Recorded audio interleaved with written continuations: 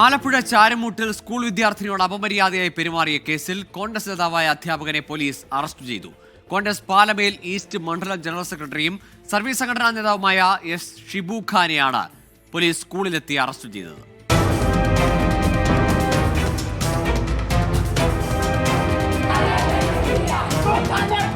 ഇന്നലെ ഉച്ചയോടെയാണ് കേസിനാസ്പദമായ സംഭവം. 10ാം ക്ലാസ് വിദ്യാർത്ഥികളുടെ യാത്രയയപ്പ് ചടങ്ങ് കഴിഞ്ഞ് പുറത്തേക്കിറങ്ങിയ പെൺകുട്ടിയോട് ക്ലാസ് ടീച്ചർ കൂടിയായ ഷിബു ഖാൻ അശ്ലീലം പറയുകയും അപമര്യാദയായി പെരുമാറുകയും ചെയ്തു എന്നാണ് പരാതി. ഉടൻ പെൺകുട്ടി സഹപാഠികളെ വിവരമറിയിച്ചു.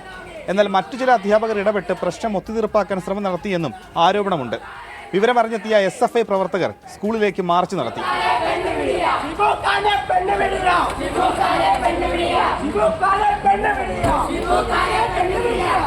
പെൺകുട്ടി പ്രധാന അധ്യാപകന് പരാതി നൽകി. പ്രധാന അധ്യാപകൻ പോലീസിൽ വിവരമറിയിച്ചതോടെ നൂറാട് പോലീസ് സ്ഥലത്തെത്തി പെൺകുട്ടിയുടെ മൊഴി രേഖപ്പെടുത്തി.